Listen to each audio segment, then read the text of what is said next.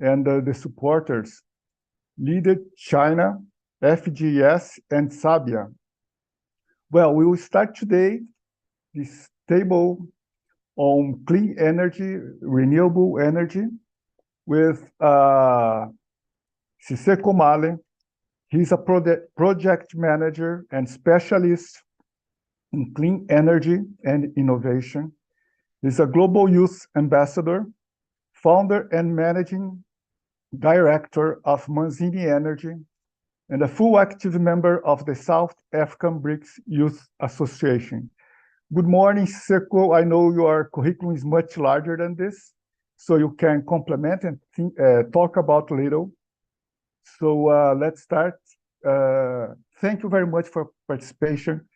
It's a great honor to have here with us. Thank you, Siseko. The floor is yours. Thank you so much. Firstly, let me do an introduction.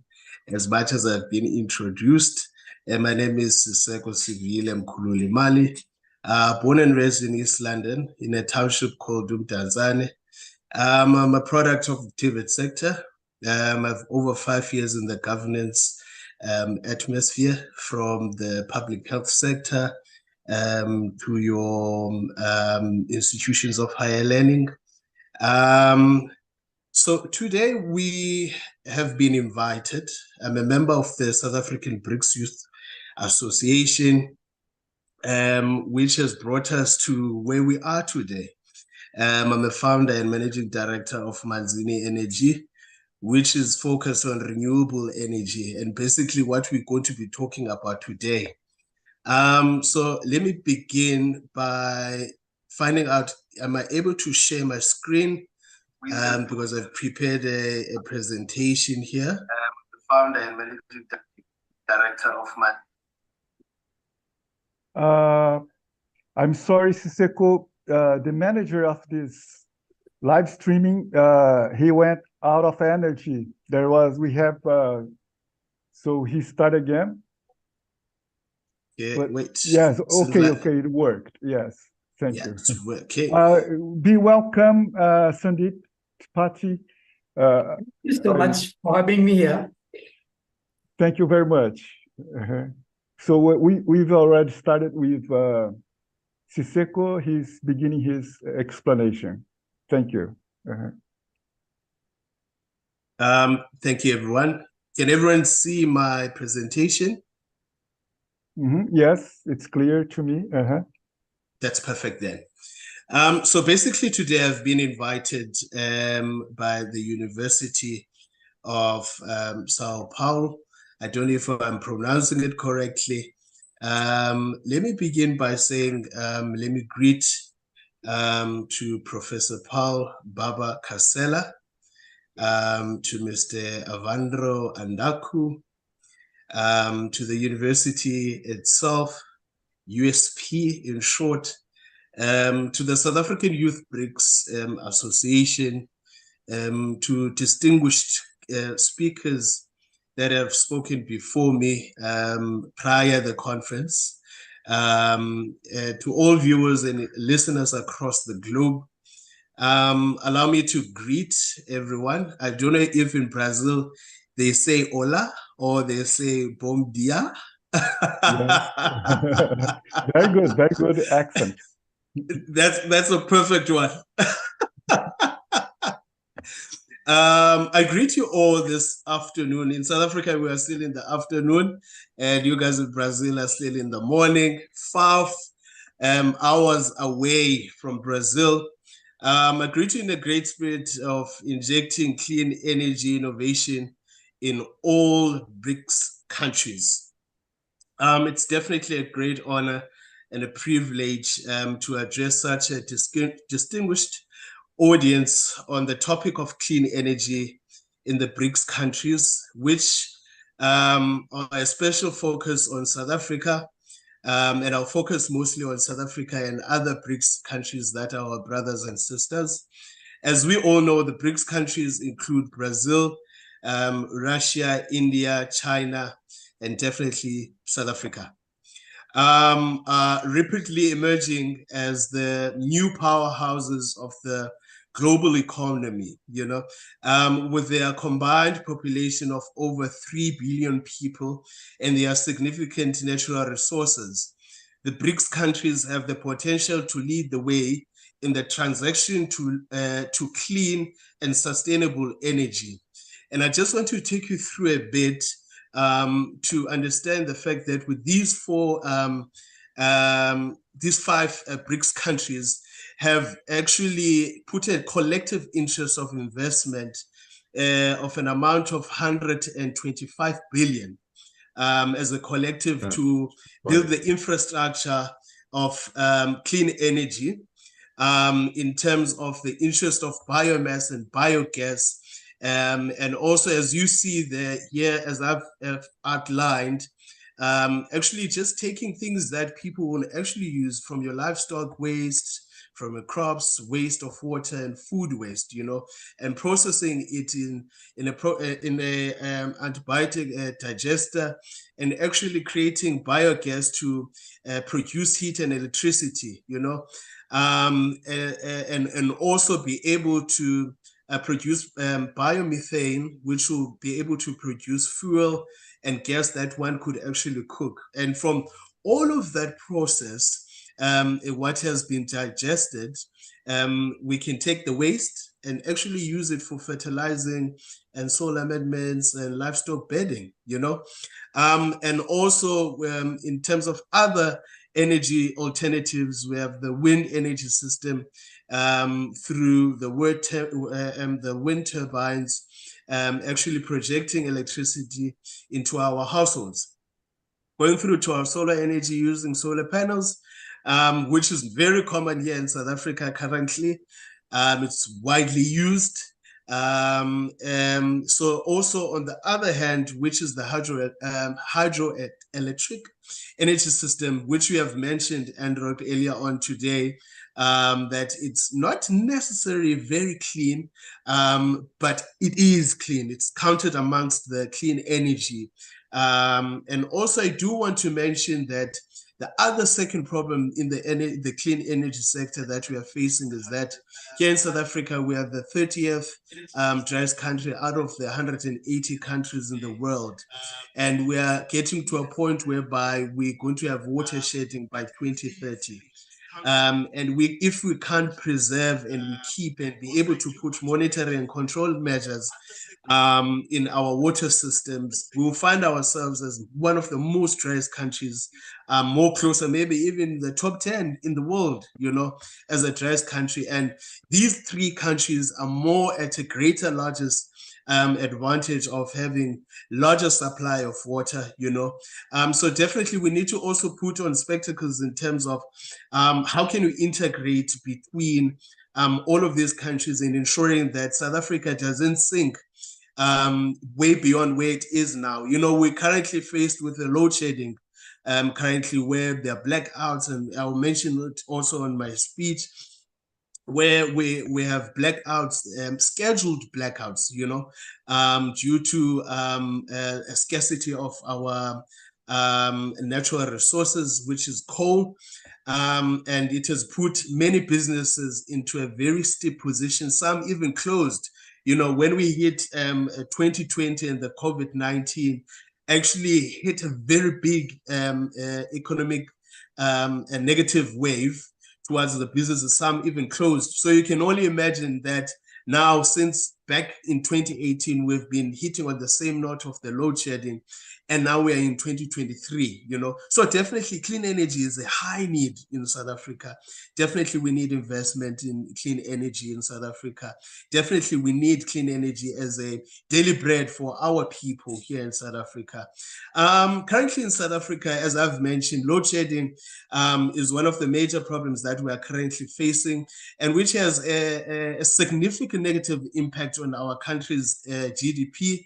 According to a report by the Council for Scientific and Industrial Research, load shedding has resulted in an estimated 300 billion of loss to the South African economy between 2008 and 2019.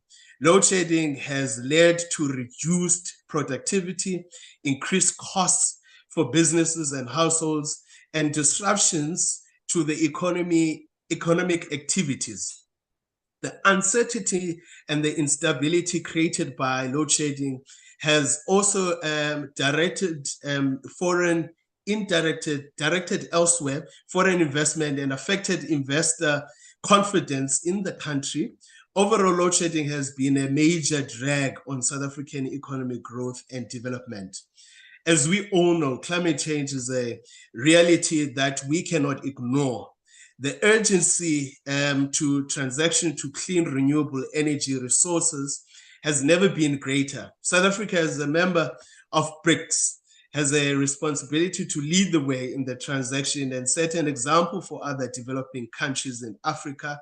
The current interest of the clean energy in South Africa is promising, with the country making significant strides in the deployment of renewable energy technologies such as wind and solar power, as I've mentioned prior to other pages that I've showed you in the presentation. They're very popular currently in the country. However, it is imperative that we continue to invest in and prioritize the development of clean energy infrastructure to meet our growing energy demands and reduce our carbon emissions. The key to unlocking the potential of the clean energy in the BRICS countries and in South Africa lies in innovation. We need to develop new technologies that can make the generation, transmission, and storage of clean energy more efficient and more affordable. We need to invest in research and development to find new ways to integrate clean energy resources into our existing energy infrastructure.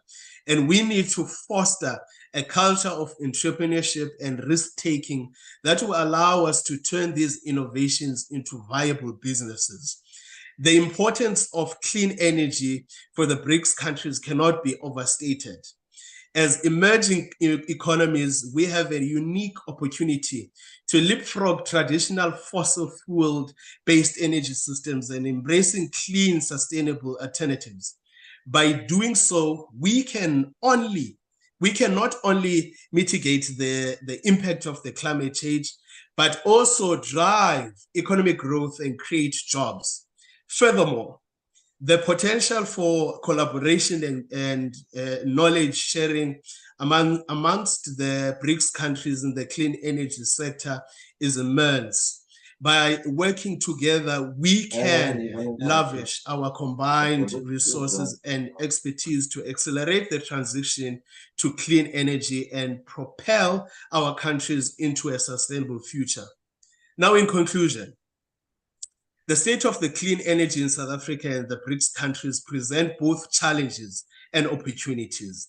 It is imperative that we take bold decisions, decisive decisions to invest in and promote clean energy technologies to secure a sustainable future for our people in our planet.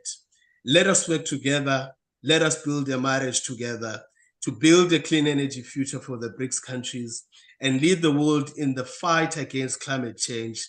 The BRICS Forum is pregnant indeed, and it needs us to prevent and preserve each other's ecosystems' nature. We need to feed and we shall give birth to a greater environmental space to live in for our future and the greater years that are yet to come. I thank you. Obrigado. Thank you very much, Siseko. It was a wonderful presentation. It was great to hear you, especially when you make this link between clean energy and the importance of the environment preservation. Just to have an example, here in Brazil, we are mainly hydroelectrical supporting the society. Last week we had a thunderstorm here in the city of São Paulo. They say that close to 800 trees went down. And the trees brought down the energy system, and 2 million people in the city was without electrical energy from Friday to Monday. So the trees that came down mainly was problem with manutention problems because they are planted in very small space, usually in the sidewalks, and they don't have the maintenance from the public service. So, as you said, hydroelectrical energy is clean energy. It is classified as clean energy, but we depend also in a good environment. So it was very, very interesting what you said about that. So let's go on now. We have a lot of questions that we make later on, okay, Siseko? We go now with Sandeep Tripathi. Thank you very much, Sandeep. I'm sorry for not welcoming you in the beginning of our transmission. Sandeep is the founder of the Forum for Global Studies, New Delhi. He's a PhD from Jawaharlal Nehru University and honorary mayor, honorary political consultant for the Association of Mechanical Engineers of Kuzbass in Russia. Also, I would like to say that our supporter here, technical supporter, he's going on and off because the electricity system in São Paulo is still unstable. So thank you very much, Sandeep.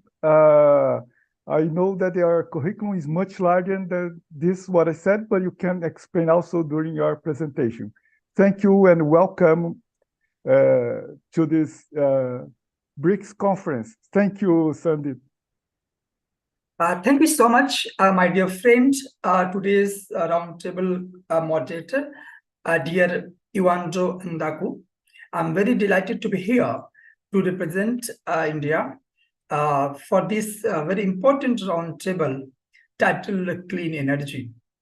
So, and also, I extend my warm welcome from especially this VIBRICS group who has been very, very close to me, and we have been participating, coordinating to each other. So today's my topic is understanding India's energy transition from the global south perspective. Let me start by quoting India's Prime Minister, Sri Narendra Modi ji, who has quoted this statement during the COP26 Glasgow summit. Samagach Dhavam, let's move together. Samava Dadam, let's all interact together. Samava Manas Janatam, everyone's minds should also be one. This is a mantra that has become more important and relevant today. And this statement, it was quoted by India's Prime Minister Narendra Modi at the Glasgow summit. It underscores, it reflects India's journey for non-fossil fuels, is grounded, is aligned with sustainable development goals as well as the pro-planet, as the green planet. It also reflects that India's effort for this green planet is deeply rooted in our civilization. And the civilization says that one earth, one future. So India's energy transition, India's journey for energy transition is deeply aligned with this Vasudhaiva Kutumbakam, one family. The word is one family. And that is why I would like to quote again the Prime Minister Modi at the Glasgow summit, Today, the whole world believes that India is the only big economy which has delivered in letter and spirit on the Paris Agreement. So this is somehow we are very committed in terms of the alignment with the Paris Climate Summit that took place 2015. We are very committed that this energy transition, this journey from fusel to non-fusel, it should be very, very inclusive, as well as it should be aligned with the sustainable development. Let me start. The world is undergoing with an historic energy transition, driven by the decarbonization policies and low carbon technology developments. My dear friend, energy transition is not a challenge. It offers opportunity. It can restructure the Indian economy and promote inclusive and sustainable development. The whole world is looking for India's journey on this from fossil to non-fossil fuels. As we have seen that energy transitions have defined several key epochs of human history. Early man's harnessing of fire, it changed the genetic and the cultural trajectory of humanity itself. Every great transition in energy technology entails a shift in geopolitics as well. It was James Watt, the coal-fired steam engine, that promoted industrializations and ensured Britain's global hegemony in the entire 19th and the early 20th century. So we can see how this energy transition, it shapes again, it reshapes, redesign the trajectory of the geopolitics. So there is no doubt that today, when the world is going from fossil to non-fossil, and this is what exactly this energy transition, it is again going to reshape the trajectory of the geopolitics in 21st century. And we have seen that this current transition, it is going to reshape a new global value chains. The mineral resources such as copper, lead, nickel, zinc, cobalt, lithium are very, very vital for the new zero carbon technology. These mineral resources are very unequally distributed. As we have seen, these unequal distributions, we have seen the entire 19th century, the early 20th century, the dominance of the Britain in the global affairs. We have seen the later 20th century, the dominance of Soviet Union and the US just because of the oil positions. So the reshaping and the trajectory of the global geopolitics, it is just because of the who is going to control resources. When we talk about this energy transition, of course, in this energy transitions, there will be some new supply chain. And this new global chains, as I mentioned, that the resources, mineral resources, those who have mineral resources, they will reshape the trajectory of geopolitics in 21st century. And there is no doubt. And as we have seen, the unequal distributions of oil, as we have seen the unequal distributions of coal, and accordingly, the superpower position has been set just because of these resources. So now this 21st century, the superpower, the status of the superpower will be determined those who will control these mineral resources. My dear friend, let me talk about India's journey of energy transitions. As I stated earlier that India's journey of energy transition has been motivating and inspiring for all the global South countries. Our facts and the figures demonstrate the kind of commitment we have, the kind of challenges that we have, but we have tried to overcome those challenges. We are not above the challenges when we are going to shift from fossil to non-fossil. At a time when India's economic engine is totally based on the fossil fuels, just one decade before, and still today, around the 52 and 53% dependency on the coal. But we have decided to shift from fossil to non-fossil. It is a great task. It is a challenge for us.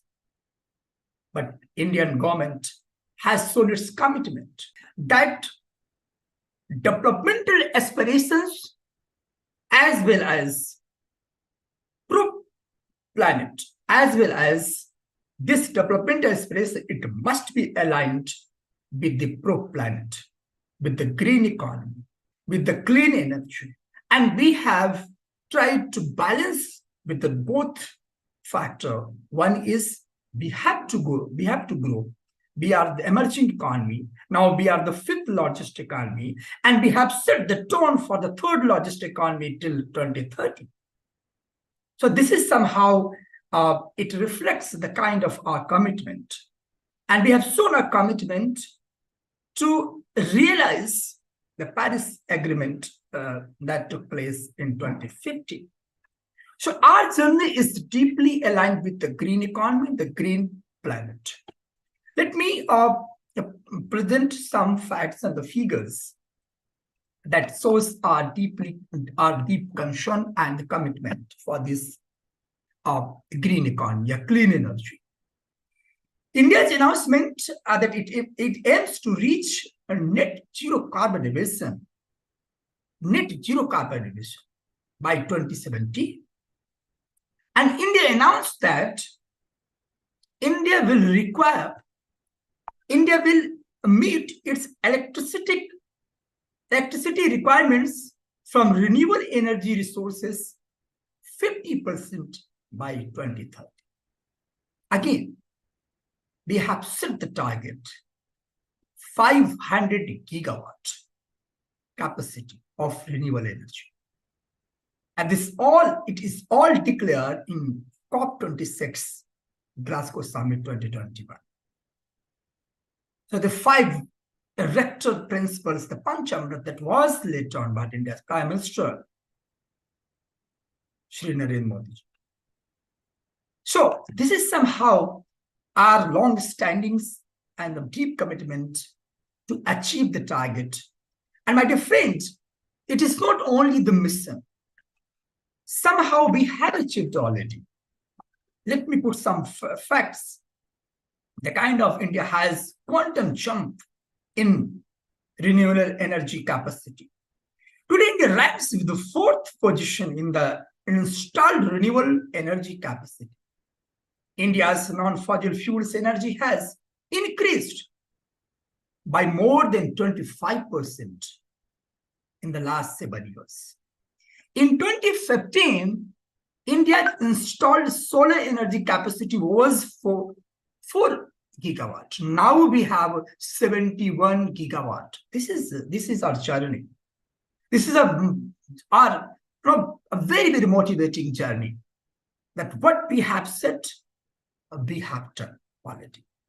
So now India is having 71 gigawatt of solar energy.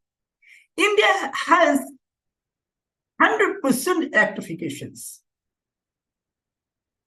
So this is somehow. And other countries of the global south needs to learn from the India's journey for this non-fossil fuels. 100% electricity. And we have very, very substantial as a strong transmission grid. We are promoting at the local level also. India is also laying the groundwork to scale up important emerging technologies such as hydrogen, battery storage, low carbon steel, cement, and fertilizers. A transition to clean energy is a huge economic opportunity for India. See, this is a very important fact, because when the countries are very susceptible, because when your journey is transition is very, somehow is a grappling field, is a twilight zone. Transition is somehow a twilight zone.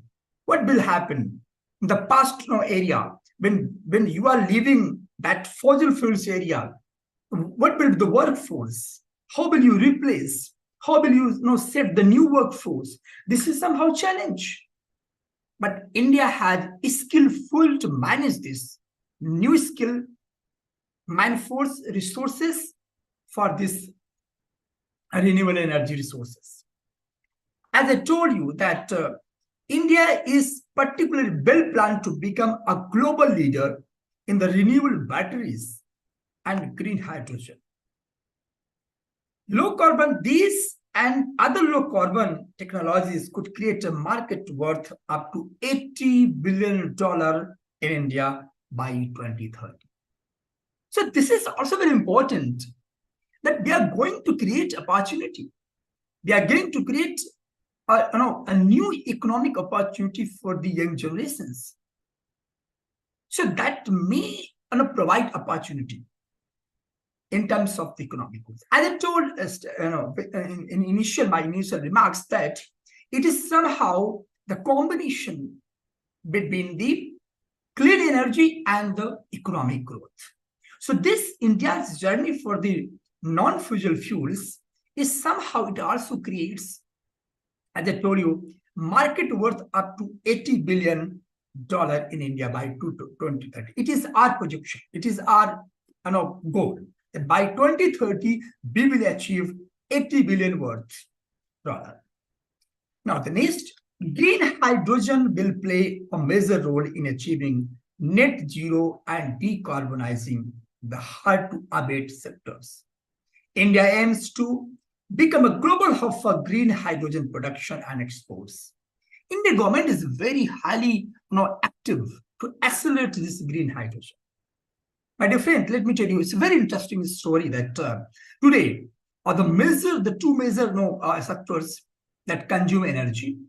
And as we know also that India ranks as the third largest consumer country in the world after China and USA. So the two major sectors, one the power and another is transport. Indian government is deeply committed. It has shown the commitment to electrical vehicle, to facilitate electrical vehicle, and providing lots of subsidies and the facilities and infrastructures, electrical vehicles. So this is somehow our commitment for that. Now, India's climate adapt begins so the kind of commitment. India's climate adaptation and mitigations ambitions are not just transformational only for India. In the very beginning, as I remarked, that our journey is aligned with the global matrix, with the global landscape. Especially, I'm talking about the global south, because there are lots of challenges in the countries of the global south that are facing, right? For example, fundings, for example, other infrastructures, right? So, but India has shown and still is working on that direction. That are, and for that, the two institutions like Niti Aayog from India is a very well-established think tank, as well as the IEA, International Energy Agencies, are committed to work together to enable India to grow, industrialize, and provide a better quality of life to its citizens without the need to carbonize. So this is somehow our commitment. Now the last is, International Energy Agency has estimated that for India to achieve its carbon neutral targets by 2070, it will require an investment of over 13,000 billion per year until 2030. But we are ready for that. Mobilizing more Indians to make use localized energy generation. My dear friend, this is a very important, interesting fact that I would like to present here. In India, especially I'm talking about the rural India, this installed solar capacity, people are very, very excited. People has a very excitement to habituate this installed solar energy capacity. And mobilizing, this is our government efforts also, to mobilize the Indian peoples from fossil to non-fossils. So mobilizing more Indians to make use for localized energy generation technology, like rooftop solar planets and microgrids. These allow individual households and buildings both to generate and store their own clean electricity, gaining greater independence from the grid.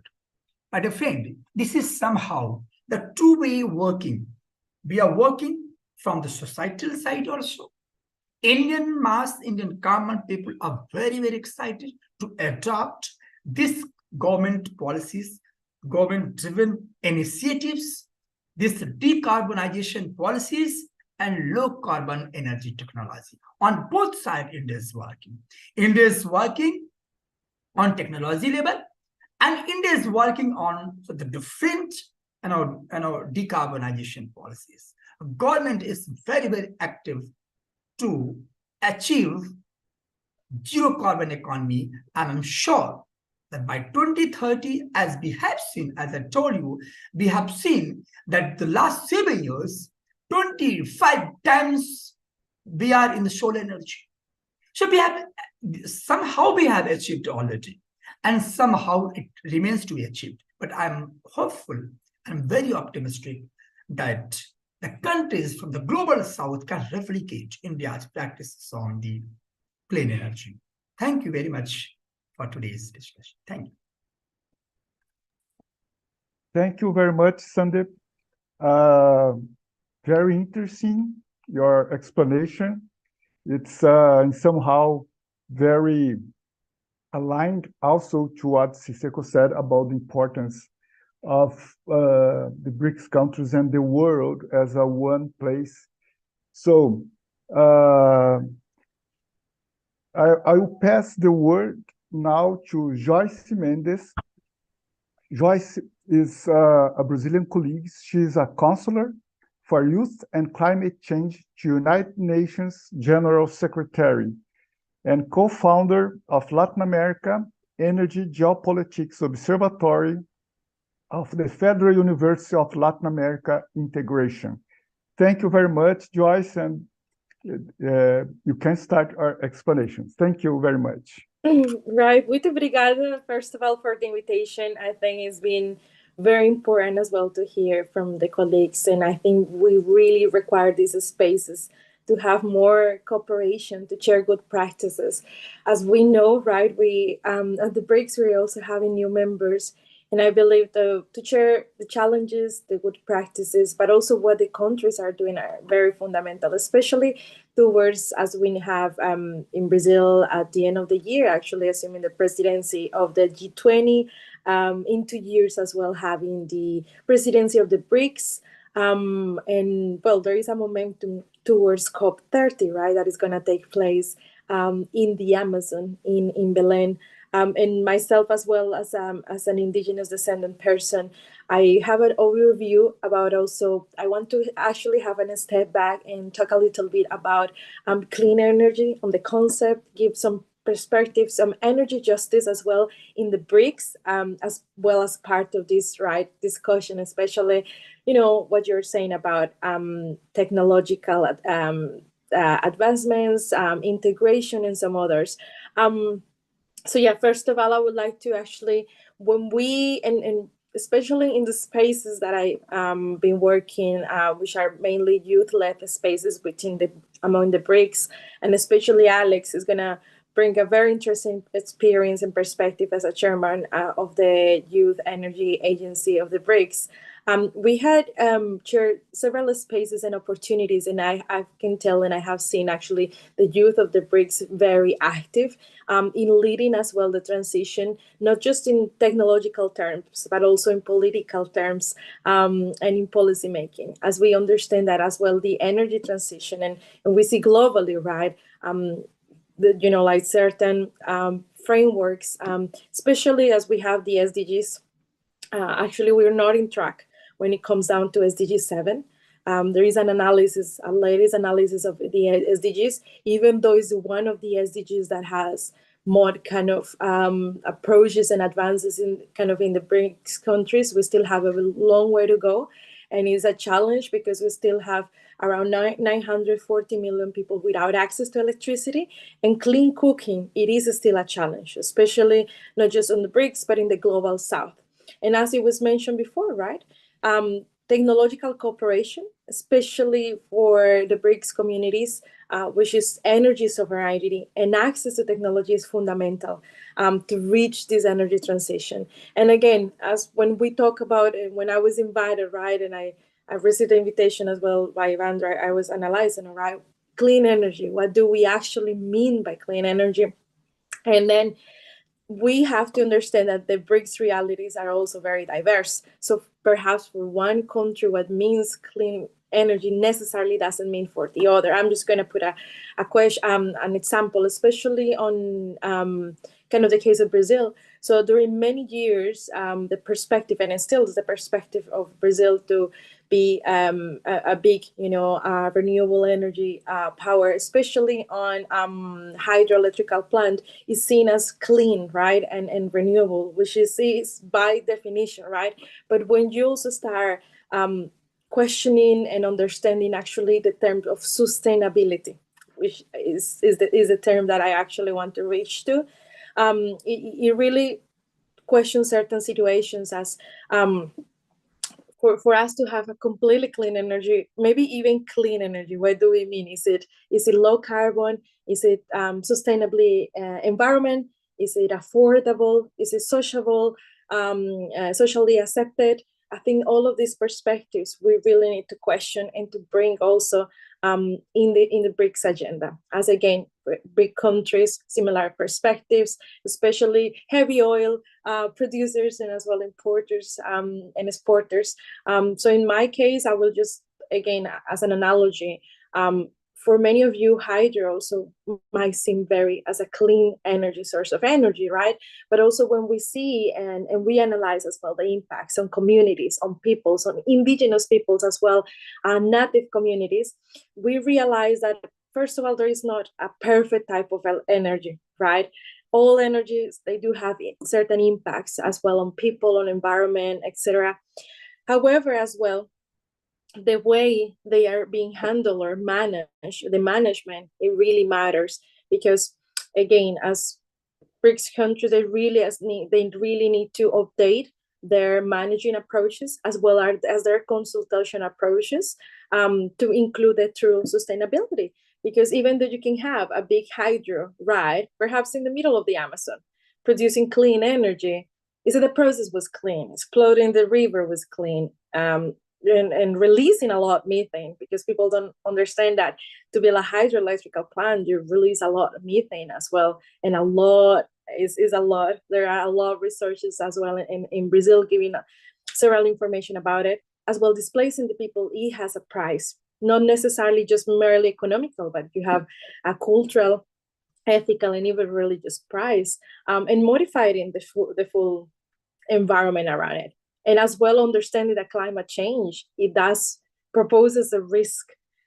So you can have a big hydro with a lot installed capacity, but the way of producing energy perhaps is not even going to reach the expectations because of water crisis produces again by climate change, and it's a cycle. So I think BRICS countries, they really need to question as well this kind of global north energy transition frameworks and create a common agenda as well based on energy justice. And I wanted to talk a little bit about energy justice today, if I'm given the opportunity. And at the end, I will also bring kind of a conclusion what matters to the BRICS countries. So I don't know if I'm allowed to share my screen here, because I think I can do it. Just let me know if you can see perhaps my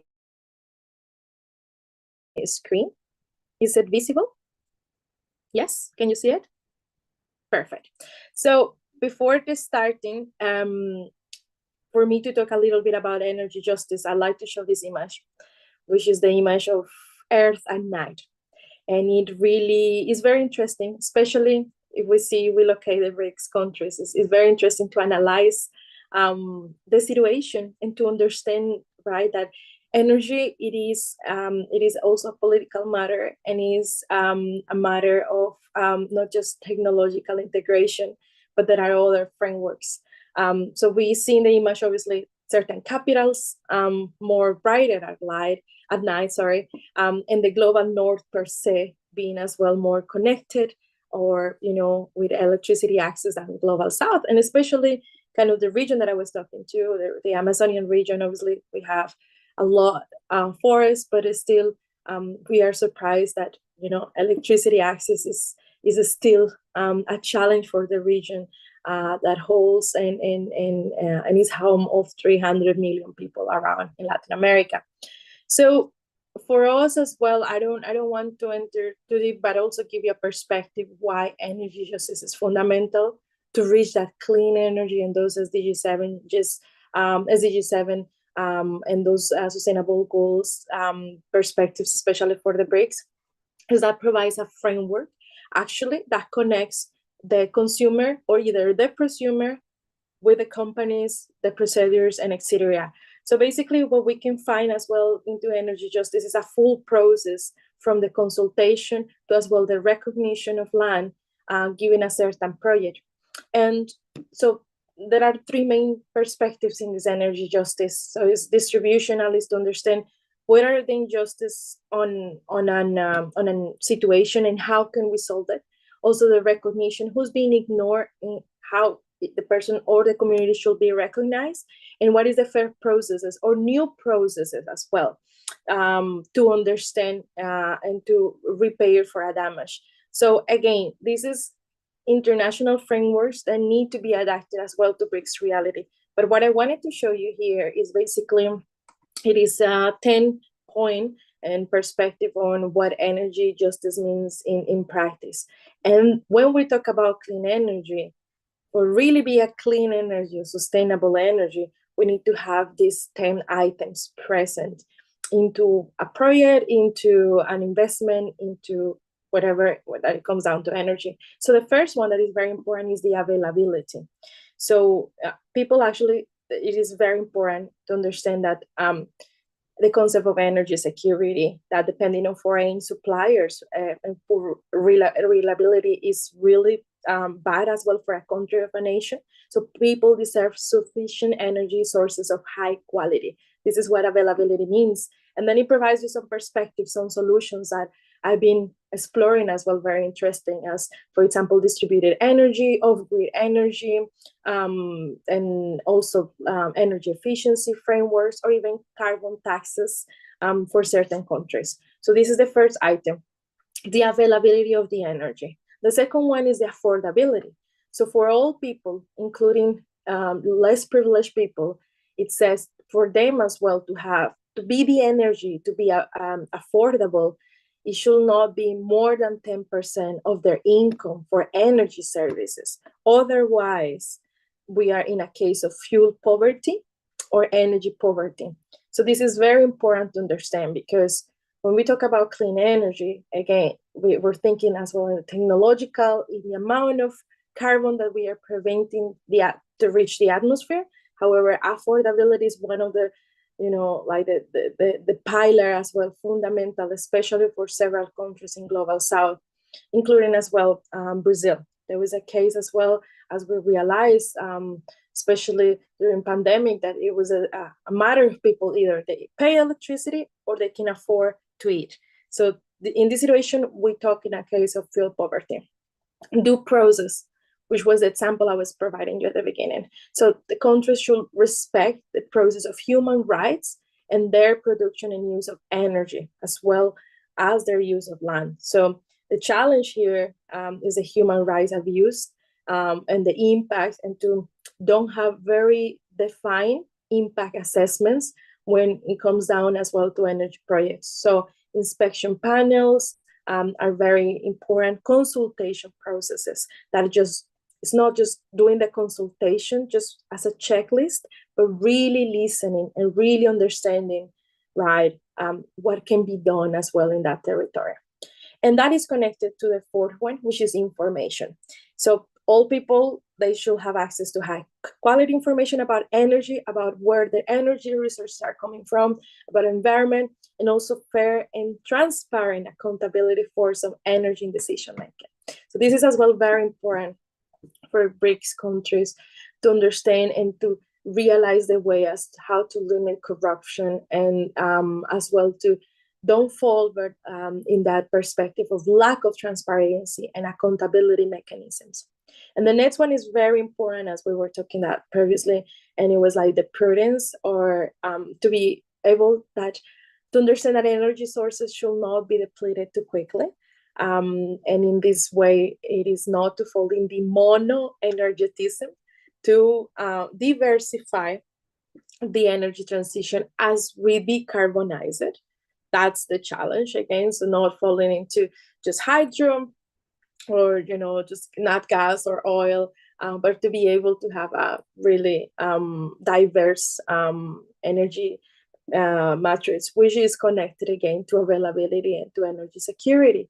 And the last three ones are the ones that are less spoken. And actually, those are the kind of the concepts I also wanted to bring here, which is more intergenerational equity, intragenerational equity, and responsibility. So when we talk about intergenerational equity as well, as to think as well in the next and in the next generations as well, but also to be able to cooperate.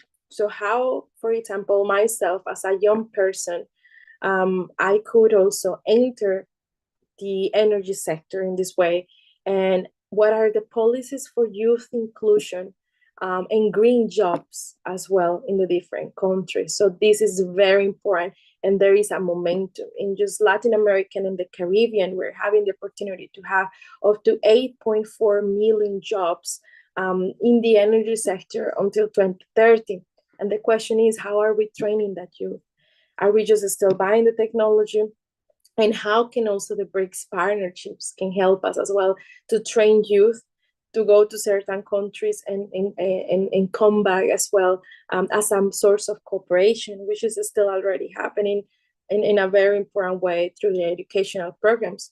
So again, and then you have as well the intergenerational equity, and it's not just thinking about the generations now, but the generations in the future, and how we imagine as well the future generations to have a safe environment, right?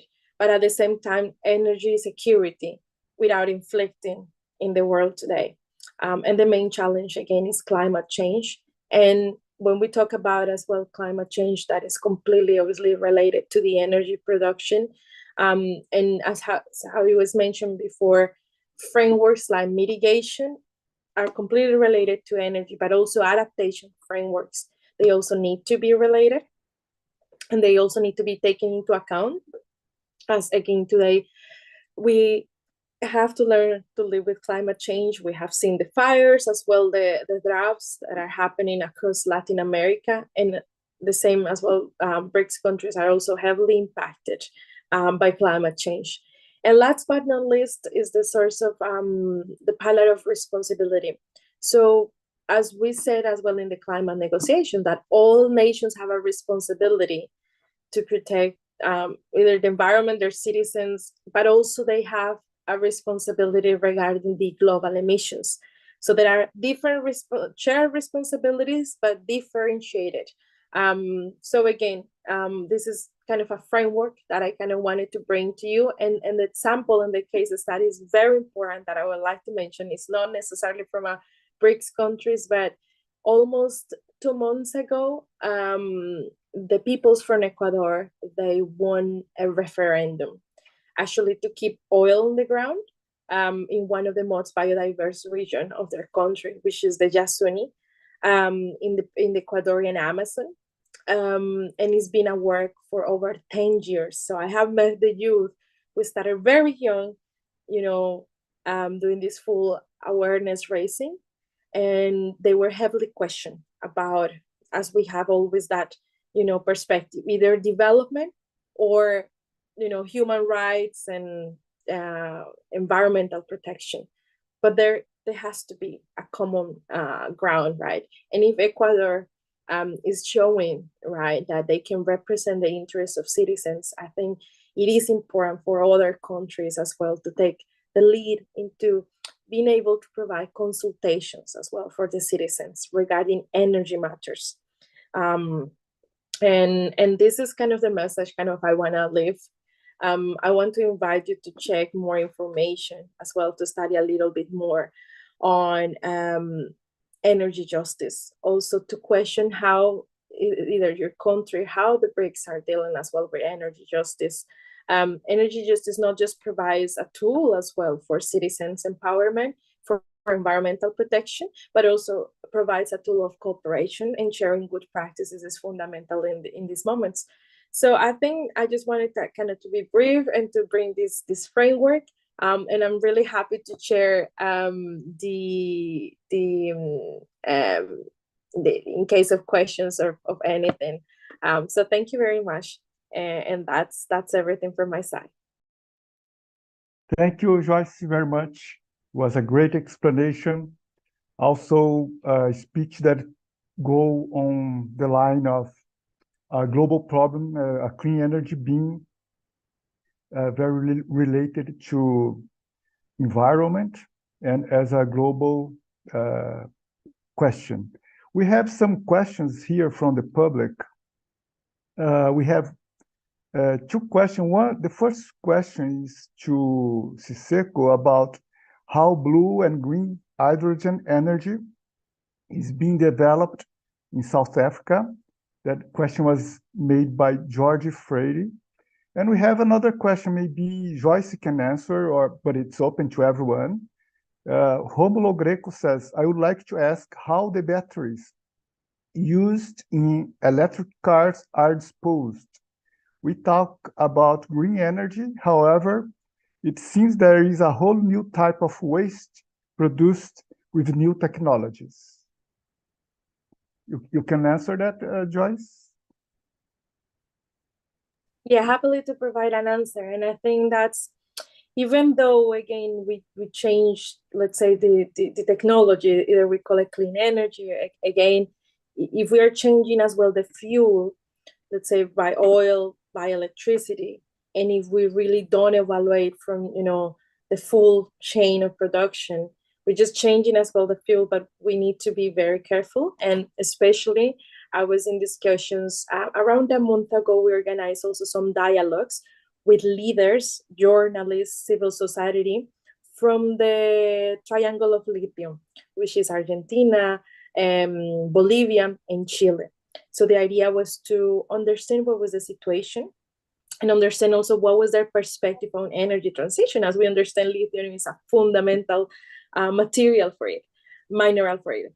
And I recall there was one of the leaders, she's an indigenous leader, she says, it's impossible that we, especially these regions, we are creating an energy transition for other regions, not necessarily for ours. So we are not necessarily having energy sovereignty.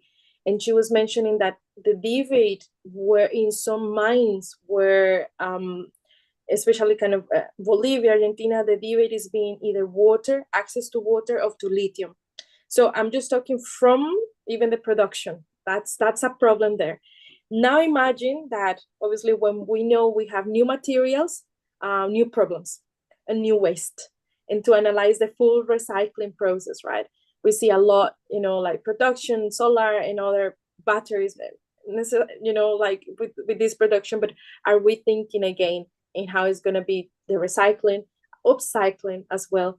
Not necessarily in some countries. They are still starting to create frameworks especially I'm talking kind of from Latin American perspective, to first of all try to even own the technology, because one thing is to have a mineral, but another thing is to own the full cycle of lithium, and instead of selling a mineral to the global market, to sell a battery. But for that, you also need investment, you need also youth training, you need capacity building, and it's an opportunity that still the Americas are losing. So this is from the beginning. Now, until the end of the chain as well, are we mapping exactly where those batteries are going? How is going to be the recycling process? So it does, I'm not saying the electric cars, they are not a solution, but they do as well bring challenges that are not being addressed. And I don't see still global frameworks of recycling. And so I believe that now with carbon as well credits, even plastic credits and some others, there could be a motivation as well to motivate kind of the industry to be able to be more responsible. But I also think that it comes down as well from citizens to be able as well to request from the producers or the certain companies as well to have this full process of upcycling, recycling, and at the same time from governments as well to provide frameworks and responsible frameworks to map this, because otherwise we're going to have an epidemic of batteries and issues, especially in Latin America, that we seem to be the graveyard as well of trash of the global north. Yeah, thank you for the question. Thank you. We have two questions to Siseko, but since Alexander was able to come in, thank you very much, Alexander. I give my excuses for the mistakes on our group. I would like to thank you. It's an honor for GBRICS to have you here. Well, Alexander Kormishin is an energy and mining expert, senior manager at Rosatown Corporate Academy, and chairperson at BRICS Youth Energy Agency. Thank you very much, Alexander. The floor is yours. Badger, thank you very much. It is a pleasure to share a panel with such great experts. And thank you for bringing us all together on the sidelines of the University of São Paulo's conference. Actually, I've been reading into the abstract of the conference and the items that you shared with us. And I actually wanted to address a few topics that are within the BRICS agenda and are related to the energy cooperation between our countries. So a few of things I'd like to highlight, taken the background that we've been working in, the environment that we've been addressing on energy issues. So one of those is that BRICS countries have been through a tremendous transformation of their relations in terms of energy cooperation. I'm not sure if the audience is all aware how the energy landscape from the institutional point of view looks like. Is that initially the BRICS countries have started their work within the working group on energy efficiency back years ago, and it was one of the few items that BRICS countries officially worked on and shared approaches. A very important thing about BRICS countries being very different, although trying to find collaboration items, and one of those was energy efficiency. So the next topic was actually not only about energy efficiency as a platform for broader cooperation, but the countries decided that they would also search for common things to address, and that's how the BRICS Energy Research Cooperation Platform came to the play. And since 2018, the countries have been working on different items and spheres of energy cooperation, where we have not only energy efficiency, but we also have dialogue on hydrogen, we have cooperation on smart grids, we have conversation on renewables, and it is all in all within the framework where we have the research platforms where countries prepare their annual reports. We have the BRICS Senior Energy Officials meeting, and the final destination is the ministerial meeting. In this regard, I would just wanted to share with you how the BRICS countries have transformed the way they've cooperated from nothing to, let's say, institutionalized way, how they discuss and address the issues of their concern, and also implement decisions supported by the BRICS NDB New Development Bank, where, if you have noticed, a large number of infrastructure projects are related to energy and also are associated with bringing the new energies, mainly renewable and clean energies up front. So from this point of view, energy cooperation within BRICS countries has become a very important area, and taking the global developments, energy is notably very important. This year, as we've been working with the South African government on our youth dimension, we've addressed a lot of topics that are incredibly important for the South African presidency. Just as a piece of information, that BRICS YA has been an official framework engagement for young people in the energy sector, and it's been working towards bringing young people on board of the decision-making between BRICS countries, in particular on energy topics. And throughout the presidency, where we, let's say, brought our expertise all together to our BRICS Energy Summit, we've ended up with a very, I'd say, interesting items, that it was not only about energy itself. We've discovered that the energy dimension today has a very various additional directions, if we can call it this way, where energy is very in, however, you wouldn't say so from the first sight. For example, the energy dimension was explored through the topics of food systems, where energy is incredibly important in order to secure a healthy food.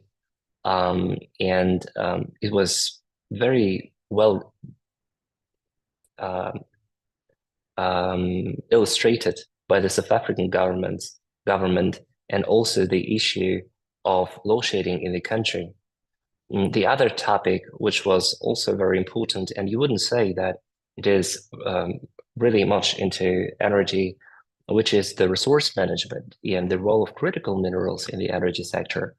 And this was a topic where we discovered that, let's say, young people from the BRICS countries see that the further introduction of renewable generation, or let's say electric vehicle, is not possible without minerals, and the smart resource management is incredibly aligned with accelerating the energy transition.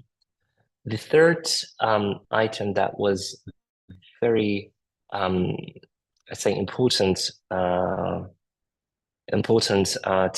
takeaway from the summit is that we finally came to the understanding that energy transition, especially just energy transition, cannot be understood in every part of the world the same. And we've noted that within the BRICS community, and when we were addressing the global South community, the word of just energy transition cannot be put in the same terms globally. And this approach will be brought further under the further presidency, which is in 2024 is Russia, and this concept will be also developed. I wouldn't say that it was quite news for us in previous years. However, that we would find support of over 30, young people from over 30 countries, predominantly from African countries, Southeast Asia, and also Latin American continent wouldn't stay and leave us aside from this obviously very smart point of view. I'd also like to note that one of the priorities that will be very, very vibrant in the following conversations on energy is, of course, the green hydrogen. The role of hydrogen is immense.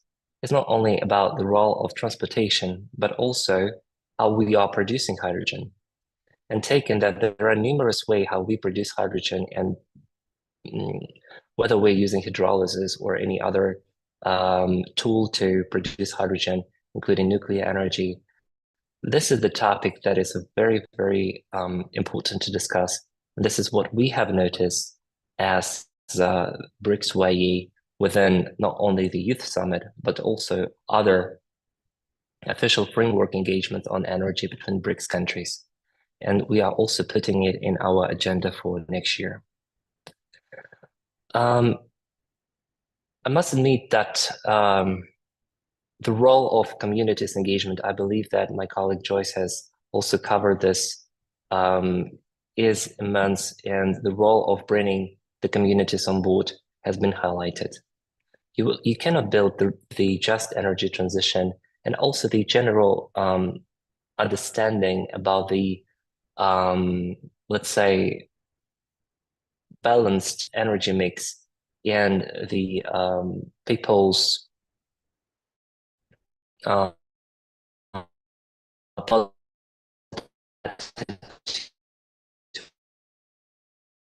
toward, in particular, young people and women.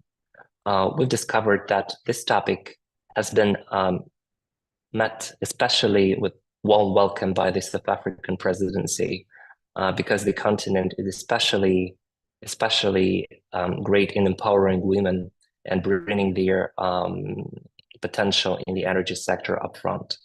This is also highlighted by a very interesting fact that the Minister of Energy and Mines of South Africa has own gender mainstreaming advisory board with a broad representation of female leaders from different South African energy companies and also associated NGOs. With regards to young people, we'd like to note that South Africa has been committed to bringing young people up front, and this is reflected in their commitment that the outcomes of the summit are reflected in the Heads of State Declaration. And this is something that we would like to stick to within the further presidencies, including Russia and then Brazil. So these are the key themes and topics that we'd like to note within the key outcomes that we brought from the summit. And I would like just to note that these things are really being seriously taken at the discussion that are being held almost every quarter on energy cooperation between BRICS countries, especially on the level of BRICS senior energy officials. Would like to highlight that next year, 2024, is going to be a double year for us. As BRICS YE, we are bringing the expertise and the voices of young people, not only within the official dimension of BRICS countries. In line with the official Youth Energy Summit, we are also going to very deeply engage into a lot of energy-related events that are going to take place in Brazil. We really hope that we're going to bring youth voices to the traditional for us clean energy ministerial. And of course, we're going to be more active within the youth dialogue on energy within the G20 associated events.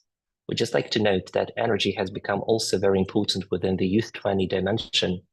And we really hope that the outcomes and the, let's say, commitments that BRICS youth is taking within their platforms for discussion will also pass over to the Youth 20 dimension, and the BRICS countries, which will be actually expanded by then, will also work more efficiently within the group of 20. So I think that I would like to stop on that. And Badro, I would just like to thank you for an opportunity to engage. And I'll be available for any questions and suggestions. And thank you very much for the opportunity. I wish you best of luck. Thank you very much, Alexander. We'll go on. We had already 2 questions that were directed to Siseko Mali. The question comes from Ellen Bueno, who is a founder member of the GBRICS. She says South Africa is likely to experience higher temperatures and less rainfall as a result of climate change.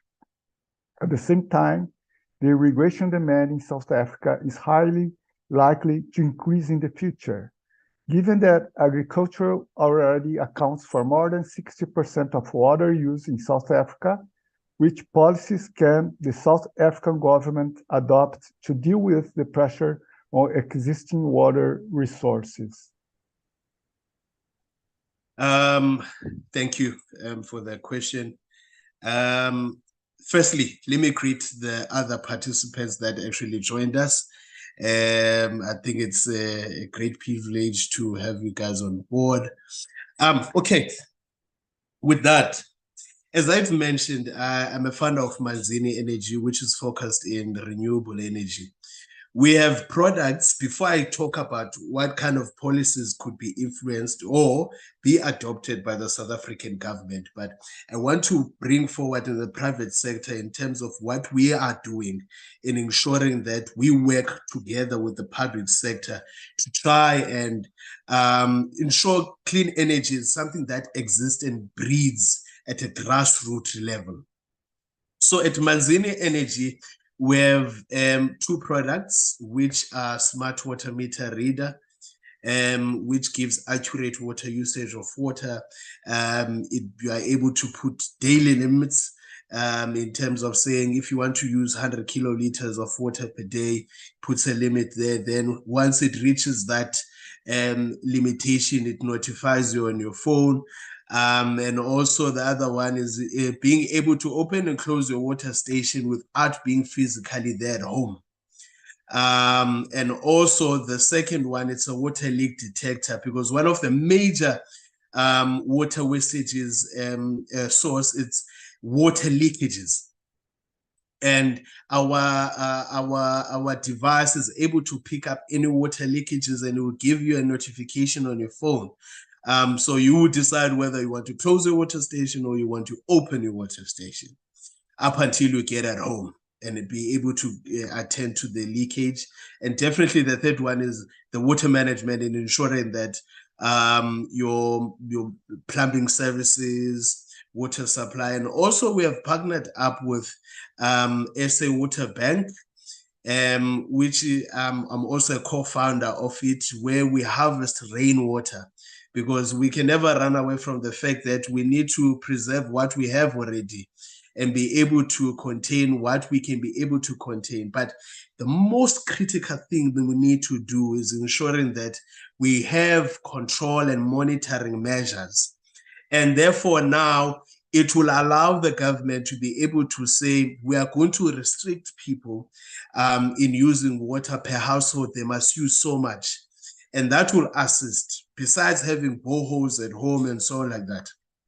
And also another efficient thing that could be of assistance is that being able to practice and preach a word within the behavior of the communities to save water. I remember in the Western Cape, there was a day zero policy by the government of the Western Cape to say that as you go to a hotel, whether it's Garden Court or Southern Sun, there will be a written note there in the shower saying save water, use less water, you know. But the problem is that there are no control and monitoring measures to say, has this person really saved water? Has this person actually became a very efficient person working towards saving water? And therefore, having these innovation concept and products and devices, it will actually give a better understanding or a better insight from the government side to say, let's work together with the private sector, let's work together with the innovators, let's work together with the universities in ensuring that we find the right resources that will be able to put the control measures and the monitoring measures. So I think I've answered that one perfectly. Yes, thank you very much, Siseko. Can I answer the second one? Yeah, oh yes, sure. So with the second one, currently it talks about the blue and the green hydrogen energy. And currently in South Africa, that is actually being developed through a combination of both public and private sector. I always say people intend to always look to government, especially in our African continent. And they will always look into what will the government do, what policies will they implement and whatnot. But unfortunately, the government, they shouldn't work alone. Government is not Father Christmas. It's not Santa where they bring prizes on our doorsteps, but we need to play a part as citizens. We need to play a part as the private sector in ensuring that we bring the solutions as innovative as they are, in ensuring that we work with the government. And also, in terms of the blue hydrogen energy, which is focused on the CCS, which is the carbon capture and storage technology, to mitigate the greenhouse gas emissions. And South Africa is looking to develop the blue hydrogen production facilities, leveraging in abundant natural resources, particularly in the southern coast of South Africa. This also involves partnership between the government and the private energy companies to invest in CCS infrastructure and technology. And on the other hand, the green hydrogen energy is actually produced through electrolysis and using renewable energy resources such as the solar and the wind power. And I have mentioned Joyce and Alexandra earlier on that those are the most popular clean energy resources that we are using in South Africa as an alternative of energy that we can use. And also in South Africa, we have a significant potential for these renewable energy resources as therefore investing in the development of green hydrogen. I also want to mention that furthermore, South African government has also announced plans. Our president, His Excellency, President Cyril Ramaphosa, actually announced earlier on this year, if not later last year, that we were actually developing a national hydrogen economic strategy to promote the use of hydrogen as an alternative fuel for transportation and industrial purposes. The strategy will also include incentives for the adoption of hydrogen fuel cells and the infrastructure development for hydrogen refueling stations. So overall, South Africa is aiming to leverage its natural resources and technological capabilities to become a significant player in the global hydrogen economy, while also addressing its environment and energy security challenges. I think I've answered that very clearly. If someone is not clear enough, we can definitely discuss. Thank you. Okay, thank you very much. Sandeep talked about the question about the control of the new energy sources. And Alexander highlighted the questions of the youth dimension on the question of energy. So we have a question here that says, how can BRICS countries work together to support meaningful youth engagement and involvement in decision-making on processes with implications on climate change? I think that Sandeep, Alexander, and Joyce could talk a little bit about this question. Sandeep, you can say Yes, first. thank you. Thank you so much. It's a very important question. As when I was explaining my lecture, already highlighted the kind of cooperation that, especially I'm talking about the BRICS countries. BRICS countries they should learn about India's passion for this transition from fossil to non-fossil. And I also had highlighted that in each and every forums, Indian leadership had mentioned the kind of coordination and support. For example, technology transfer, for example, best practices, the kind of India's ambition to become hub of green hydrogen. Let me put one figures, some very important figures, and it shows our commitment. So I think that can be replicated for other countries of the BRICS countries. So we have a very good proper mechanism like an BRICS summit, as well as other people-to-people interactions, business-to-business interactions. So since we have a very institutional mechanism to engage to each other, and India, I'm very happy to state this fact that India has shown its capability from this transition. It's a very planned transition is taking place in India. Let me present this fact that in 2021, India launched first hydrogen green mission, hydrogen green mission in 2021. To produce 5 million metric ton per annum. And in our goals, like we have set the goals like by 2030, we will produce 500 gigawatt, right? Out of the 500 gigawatt, we have a specific plan, 125 gigawatt from the green hydrogen. So this is somehow our commitment. And in 2022, we have established one plant in the one state, northeast, Assam, Jorhat. So already the hydrogen plant, it has been set up in Assam state, Jorhat. This is the place, Jorhat. So 2021, 2022, and in 2023, January, India declared this mission, National Green Hydrogen Mission. So first of all, I think the rest of the BRICS countries' government should show its inclination, as well as India is ready to transfer technology. And for example, in the BRICS, we have already bank, right? So BRICS Bank. So we can now set some funds for only the clean energy. That's how, because I already stated that lots of challenges in terms of the funding, in terms of the technology transfer. So, for example, South Africa has good minerals.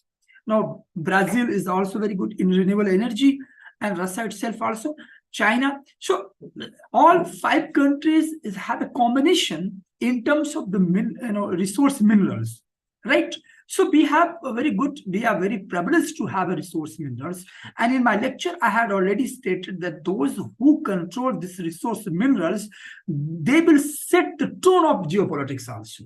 So this is something also geopolitical dimension also. If we are very well coordinated and planned, the mutual cooperation, mutual understanding, and the very well coordination, having explored with each other's mineral resources and technology, as well as the kind of strategy also very important. So I think it would be very crucial for, as significant for BRICS countries to become as a model of renewable energy resources. Thank you. Thank you very much, Alexander.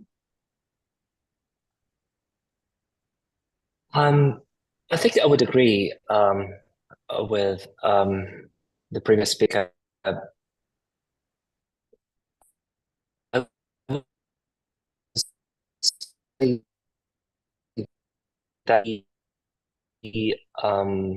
particularly on the topics of climate change between BRICS countries. So as I've noted that BRICS YE has been servicing for this specific mission to provide for a platform for young people to engage into the system of energy cooperation between BRICS countries. So our point of view is not only about, let's say, increasing attention to what young people say, but also to include what they are thinking, what their vision for energy sector development into the exact strategic documents. And BRICS YA provides this through the BRICS Youth Energy Outlook by actually bringing this perspective of young people to the tables of the decision makers, and also through numerous of our events and also processes related with the a couple of United Nations mechanisms.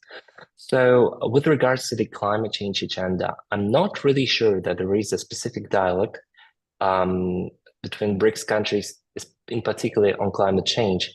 However, we've been covering this topic since, I believe, 2020, when we've looked at the energy also in association with the climate change track. And this track will appear also in our agenda for 2024 as one of the expert tracks. So if somebody is interested in, let's say, being engaged and bringing expertise on the climate change and the role of climate change in the energy transition.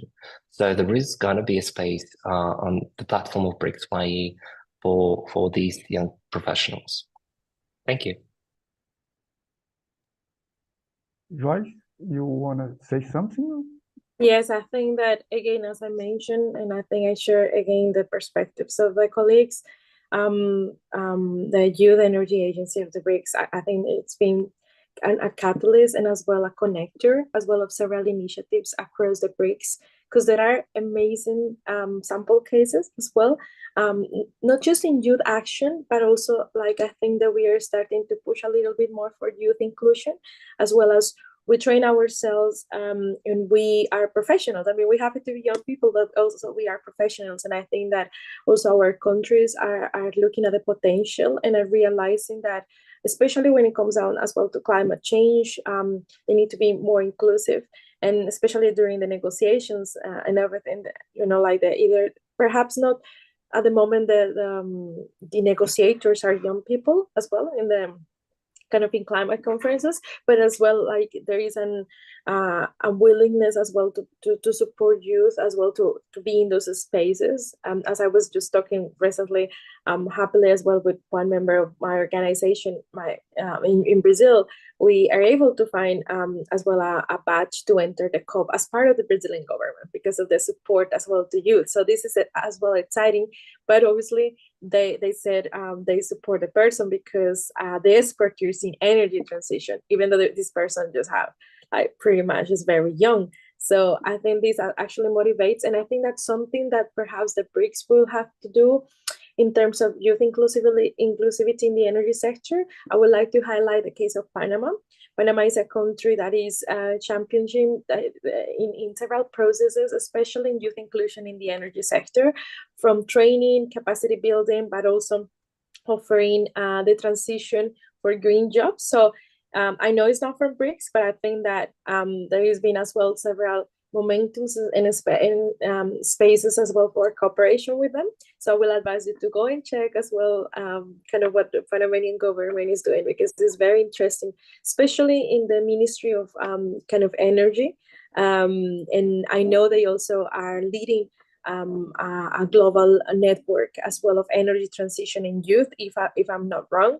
So perhaps as well BRICS, and maybe as a recommendation, we need to also start, requesting for more tangible frameworks from the government sector and also from the private sector, in the way that there has to be an investment for training, capacity building, but also an investment to make sure we're giving the job as well to the young people, because especially in Latin America, we count with a lot of informal job. They say that we have in Portuguese the name, nem trabalham nem estudam, the youth that they don't work or they don't study. So we are losing a pathway and an opportunity as well. And I believe that energy transition is kind of the way to bridge as well poverty, unemployment, but also to bring opportunities and to advance as well as a region. So that's my perspective. Thank you.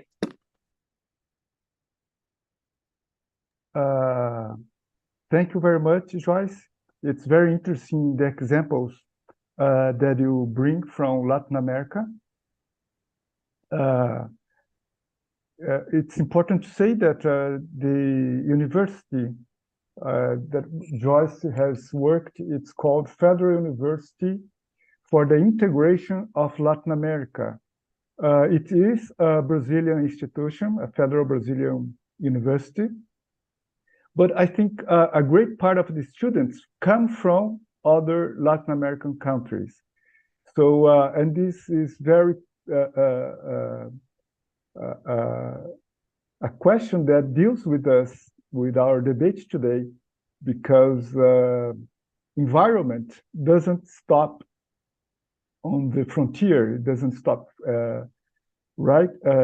Environmental law, for example, have to think on after frontier questions, you know, like a river. Here in Brazil, we have many rivers that goes to other countries like Paraguay and Argentina. So this university that tries to make the integration of Latin America is a very good initiative. And thank you very much for these examples that you bring, Joyce. We have one question to Alexander, but I think that he's left the room. So I pass the words to each one of you for the last considerations for this panel. Who can start? I will, if I'm allowed to start, because I will have to leave soon. So real quick, perhaps just the reflections as well that I take as well, and as I said, important to understand and to apply energy justice frameworks between countries to clear youth inclusion frameworks and mechanisms have to be developed as well, not just kind of general, but also have like policies that really support the transition in the terms that, especially in BRIC countries, we count with very young population. And this is very important as well to notice. And third, again, I think there are more cooperation ways as this one, you know, through universities, through youth agencies, to private sector that we need to explore. And perhaps it would be very important as well to that other institutions from the BRICS as well, they also commit as well kind of to youth inclusion, for example, like the Bank of BRICS. So that would be kind of my take-home messages, and thank you very much for this invitation. Okay, thank you, Joyce. Siseko?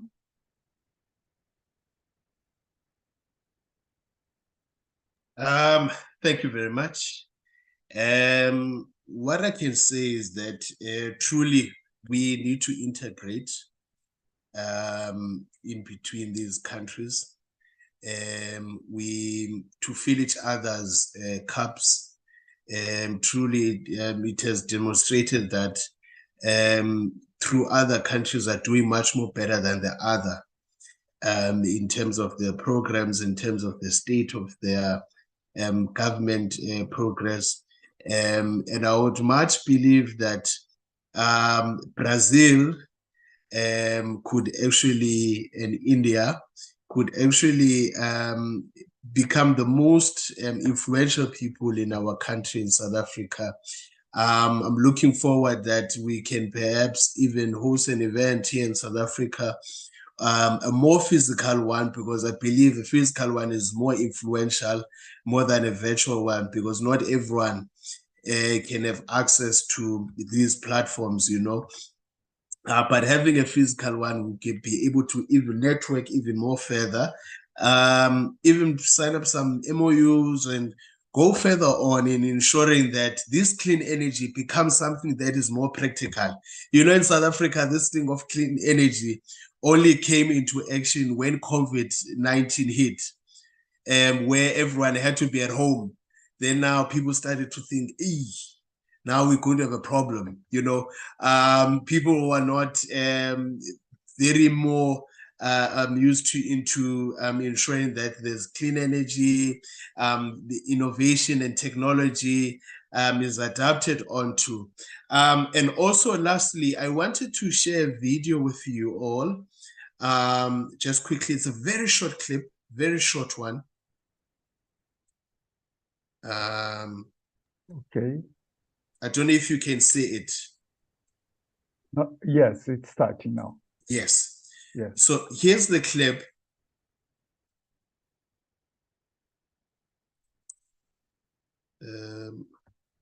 I don't know what's happening now with it. Okay, it's supposed to play.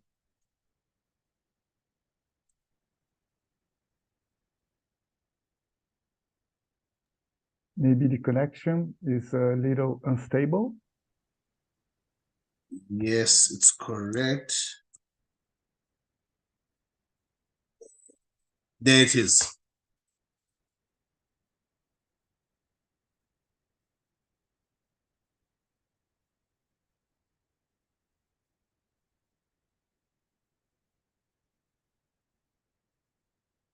I just wanted to share that purposely to show you what I spoke about with the water leakages. Even now, if I drive there, I will still see that leakage, even now. And it speaks to the lack of the innovative ways of doing things. It has been reported, but the problem is that they're unable to get there as quick as possible, and the shortage of resources also, the vehicles, and also the equipment to be able to even get there. So truly, we need each other. We definitely need each other. Let us partner up. Let's create more platforms of this nature. Let's have physical ones so that we can be able to share ideas, share innovative ways of doing things. Perhaps India does it better than us. Perhaps Brazil does it better than us. Perhaps China does it way better than us. Perhaps Russia does it way better than us. But definitely, we all need each other. We definitely need to build a marriage amongst each other. We build a bond amongst each other. We dedicate each other on each other's problems. Your problem should become my problem. Your solution should become my solution. The most important thing out of all of this, let us ensure that we do great in our countries. We need to become the full soldiers. Everardo, great a program indeed. You have done a brilliant job, including the university. I want to give you a salute on the great work that you have done up until now. Nonetheless, that's all from me. Thank you so much. Thank you, Siseko. Sandeep? Thank you so much. And I am totally agree with my friend that yes, this is the time to well-planned coordination. And all 5 countries, lots of potential in terms of the renewable energy. And we need to set aside the geopolitical differences, and we focus on energy issue as we have very common grounds to engage, and we have already engaged. For example, the BRICS Bank is very important, and as well as we have shown. Just because again, I just want to highlight that South Africa is entitled to have a very rich minerals, especially I'm talking about the Brazil also. So, and Russia has, India, China has a technology, all right? So, it's a very well coordinated combination. We need to energize our at a different level. I think state to state is already on the process, and as a civil society members, as other institutional, for example, university, think tank to university, different other associations, and I 100% agree with my friend that let's try to engage in person meeting also. because this is very practical. The virtual, it has somehow some limitation. So I think in the coming future, we are very serious and we are very committed also to emerge as a very sounding block of this clean energy, because the future is the clean energy, and those who own the control of this clean energy, they will set the tone of geopolitics also. So thank you so much from my side. Thank you, Sandeep. Thank you, everyone. So we have no further questions on the streaming. So I would like to thank again our sponsors, Ibrachina, the members of the BRICS groups, and especially Sandeep, Tripathi, Siseko, Joyce Mendes, Alexander, for the participation. I hope you are all very young, and that was highlighted in the comments in YouTube. So we will keep this integration and hope to see you next BRICS convention, BRICS conference of next year. Thank you very much. So I think we can finish here. Thank you all. Thank you very much, and good afternoon to all. Thank you. Thank you. Bye. Bye.